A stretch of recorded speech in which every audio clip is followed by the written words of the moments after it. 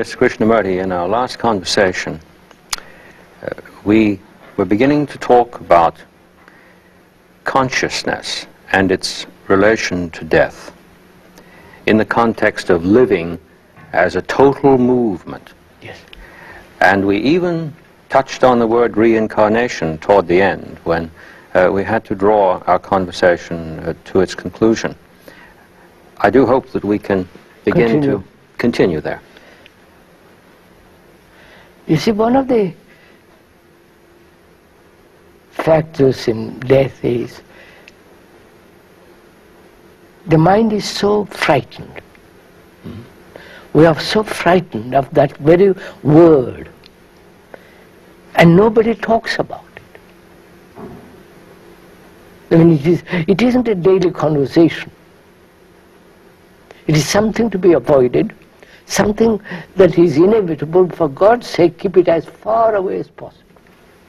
We even paint corpses to make them look as though they're not dead. That's the most absurd thing. Yes.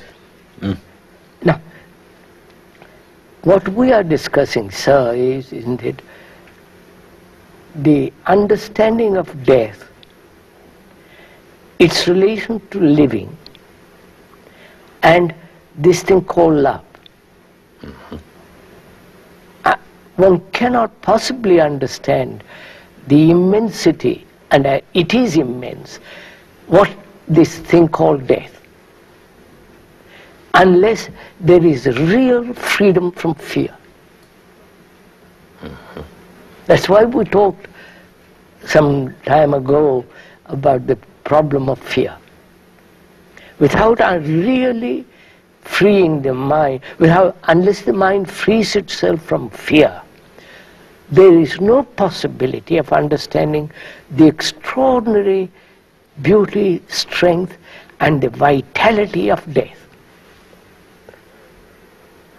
That's a very, very remarkable way to put it. The vitality of death. And yet, normally we regard it as the total negation of life. That's right. So, I mean, if we are inquiring into this question of death, fear must be completely non-existent in us. Then I can proceed. Then I can find out what death means. We've touched a little bit on reincarnation, the belief that is maintained throughout the East, which has no reality in daily life. It's like going to church every Sunday and being mischievous for the rest of the 6 days. So if a person who is really serious, really attentive, goes into this question of death, he must understand what it means, the quality of it, not the ending of it. That's what we're going to a little bit discuss. The ancient Egyptians, the pharaohs and all the first dynasty till the 18th and so on, they prepared for death. They said, we will cross that river with all our goods, with all our chariots, with all our belongings, with all our property, with all our... And therefore their caves, their tombs were filled with all the things of their daily life. Corn, you know all that. So living was only a means to an ending, dying.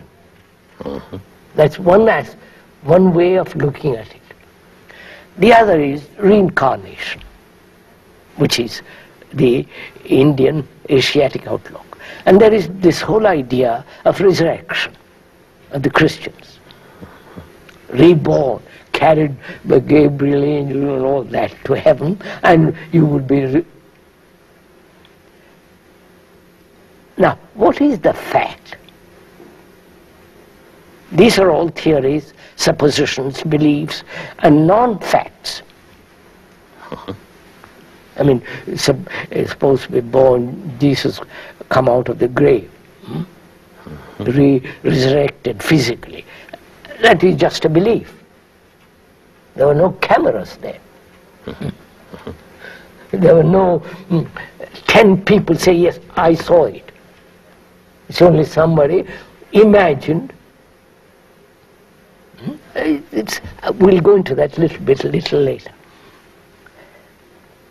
So there is this living and preparing for death, as the ancient Egyptians did. Then there is the reincarnation. Then there is the resurrection. Now, if one isn't frightened, you follow, sir, deeply, then what is death? What is it that dies, apart from the organism? The organism may continue, if you look after it very carefully, for 80 or 90, 100 years. If you have no disease, if you have no accidents, if there is way of living sanely, healthily, perhaps you last 100 years or 110 years. And then what? You follow, sir? You live 100 years. For what? For this kind of life? Fighting, quarreling, bickering, bitterness, anger, jealousy, futility, a meaningless existence. It is meaningless existence, as we are living now. And in terms of our previous remarks, this is all the content of consciousness. That's right. Yes. Now, so, what is it that dies? And what is it one is frightened of? You follow? What is it one is frightened of? Death.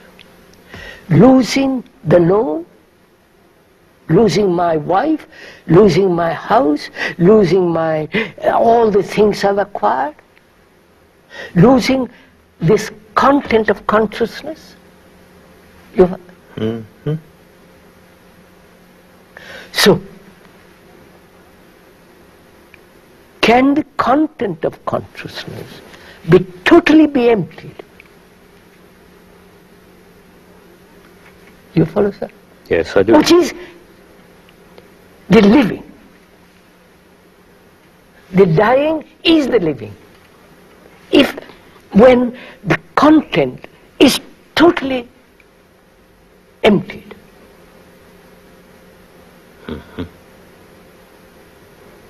That means no attachment.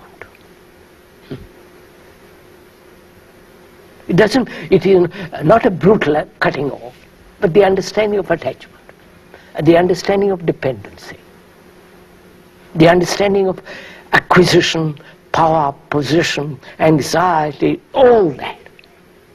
The emptying of that is the real death. And therefore, the emptying of consciousness means the consciousness which has created its own limitation by its content comes to an end. I wonder. Yes, yes. Yes, you have. I was following you very carefully, and it occurred to me that there is a radical relation between birth and death. That the two, when they are looked upon as moments in a total cycle, are not grasped at the depth level that you're beginning to speak about. Yes, sir. Am I correct? That's correct. Good. Please do go on.